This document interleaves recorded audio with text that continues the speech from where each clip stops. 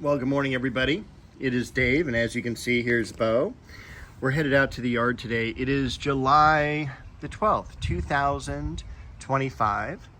We had some hot days this week. We were up right around the century mark for a couple of days, but it has cooled down. We even have a little bit of a cloud cover this morning.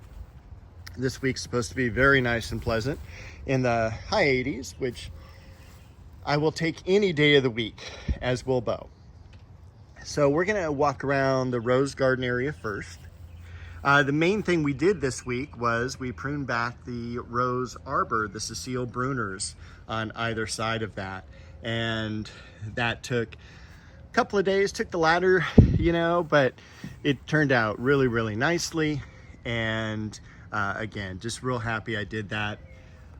The fruit trees on either side, those are the genetic dwarf peach and nectarine. They look absolutely beautiful. They're stunning. I love when they're in bloom in the wintertime. Again, for fruit production, they are not the trees for you. Over here, we have the lilies that were a little bit tardy in opening this year, but a very peppery scent to these, almost a cinnamon type scent as well. And they're absolutely beautiful. These are maybe, gosh, 5 years, Bo? What do you think? Bo's unsure as well, but I think right around 5 years these have been coming up. This year was a little bit different because I did move the tree that they were planted right underneath. I took the old tree out, plum tree that had died, and put the new plum tree in off to the side. So they did survive. I was worried I may have cut some of the bulbs when I pulled the old tree out, but I didn't.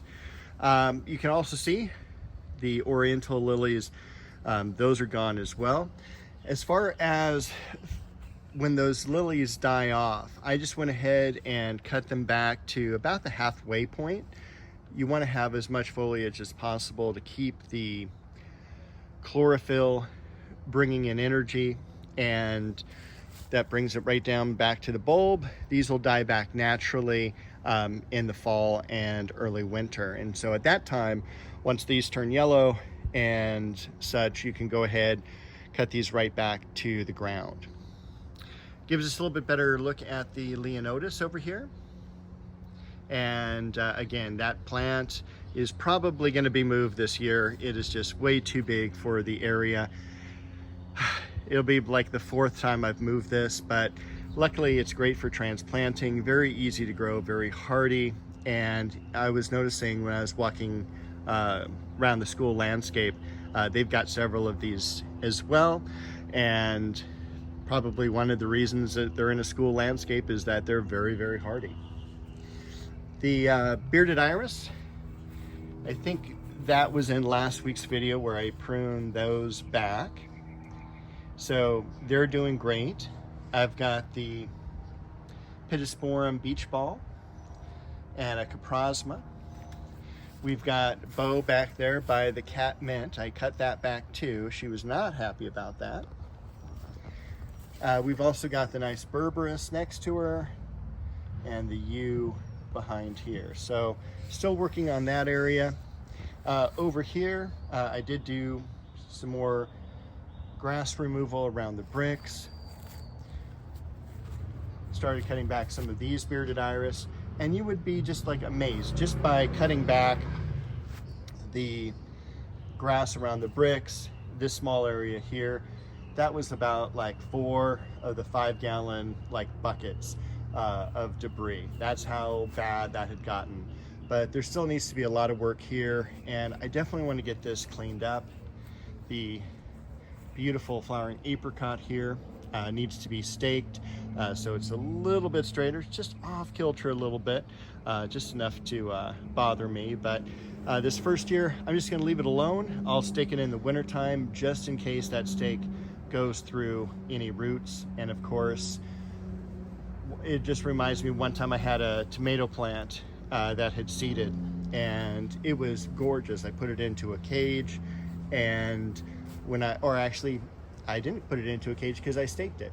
And when I drove the stake into the ground, of course, it went through its main root and just immediately it wilted and died.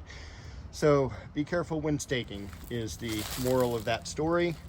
We've got Red Dragon, Japanese maple here, is getting a little bit burned by that hot weather, and it's a little bit sad, but it'll be okay. You'll be just fine. But it is absolutely beautiful, and especially just such a delicate leaf to that beautiful lace leaf. The bay tree, gumdrop bay tree, also pruned. And let's see if there's anything else I wanted to show you here. Just did some deadheading on the roses. Maybe I'll go over and show you this gold medal that's in bloom.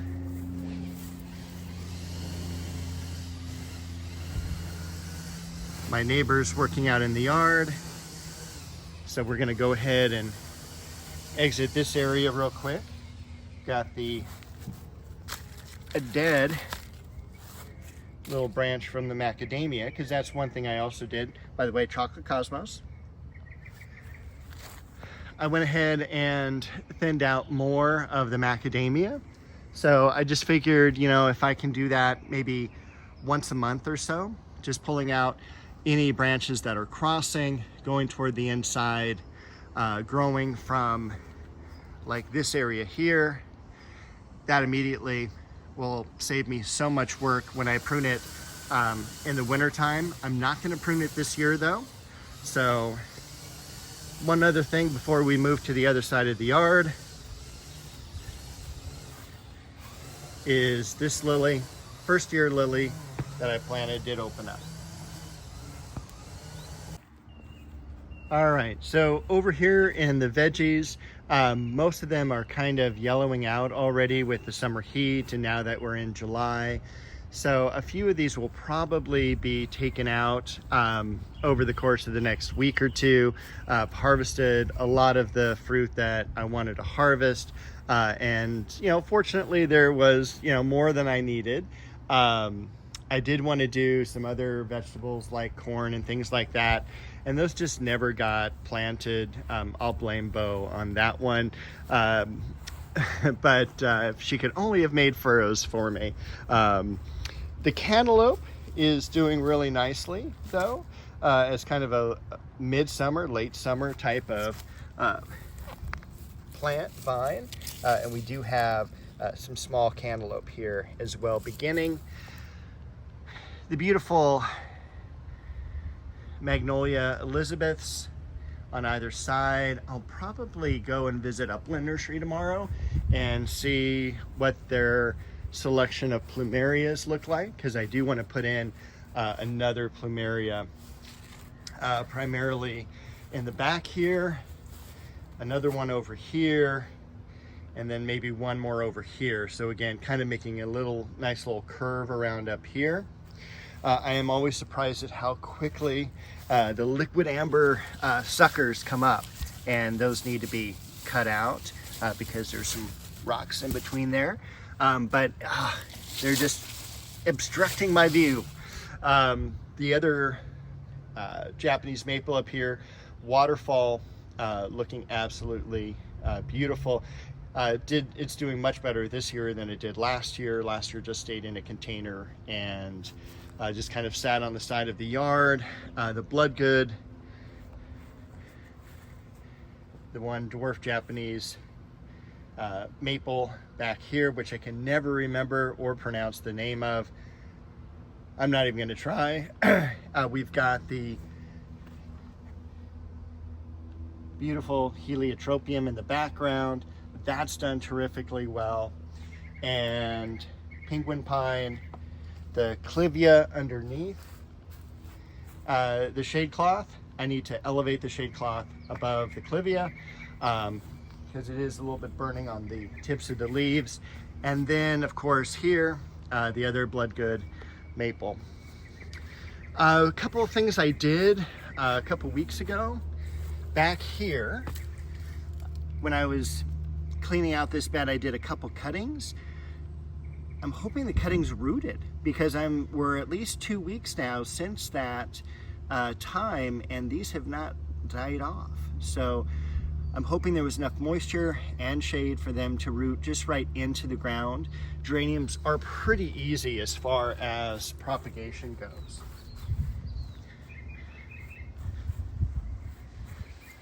I did get some more solar lights for the rose garden, so hopefully I'll be putting those in the next couple of weeks. Shishigashira Japanese maple. This one really cool succulent right here. The Dahlia.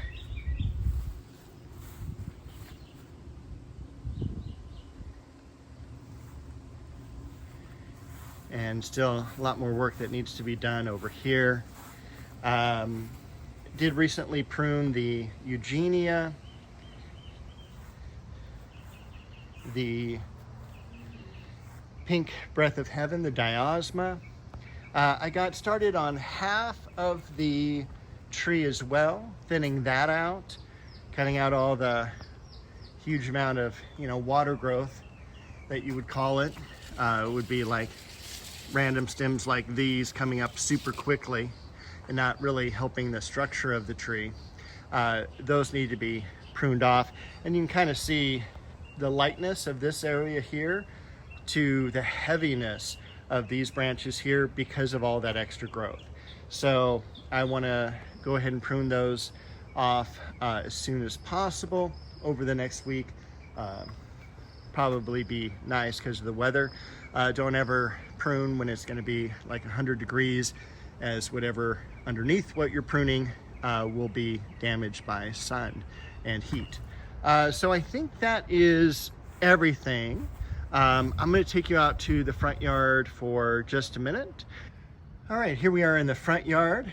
You can see how incredible this tree wisteria has done. This is pure white wisteria. The trunk is way back here against the fence, but it is just a tremendous plant. I bought this, gosh, probably 20 years ago. It did get transplanted one time, and it just works perfectly here in the corner. Very vigorous. You do have to be careful because it will have some very fast runners that will always attach themselves up against this guava tree of my neighbors. We've got the heavenly bamboo. This is one of the original plantings from the house. And if you see the heavenly bamboo on the side of the house that I have in a container, it is a seedling from this one. So there used to be two in the 70s. This is the only surviving one. So very happy to have that.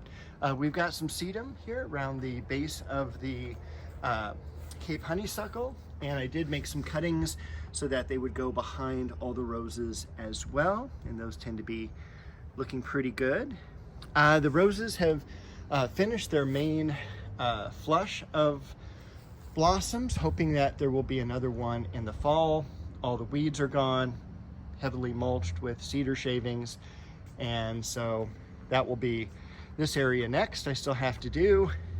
I want to also prune back the ligustrum as well as the Cape honeysuckle. The grass over here has all been edged. It is a long driveway, so it's about 70 feet. And it's always, this is an area that's always been, running over onto the bricks and things like that. Hopefully I can keep that in check. I also went ahead and started cutting around the bases of all the iceberg roses as well, doing a little bit of thinning on them. We have another flush of iceberg blossoms. Iceberg is probably one of the easier roses. If you wanted to start off growing roses, which variety do I get? Iceberg would be in the top list as well. And you can kind of see I've already pruned behind these as well. So you got those nice sharp lines looking beautiful. Still more to do. Over here, not a whole lot. This is Pinky Raphiolepis, and as you can see, Bo decided to join us too. She hates being left in the yard, and when she hears me in the front, she'll jump over the back fence into the front yard. So she's a very special cat. Raphiolepis pink Indian hawthorn. Again, the variety is pinky. It is a dwarf, normally about 2.5, 3 feet at the most. Scheffleras against the main walkway there of the house. Stephanotis is in bloom. Let's go over and see that blossom real quick. Very fragrant, and this is, I think, the last of the blooms. There's maybe 1 or 2 more bloom spikes left. Normally this blooms around June. As we pan back, the ficus, camellia,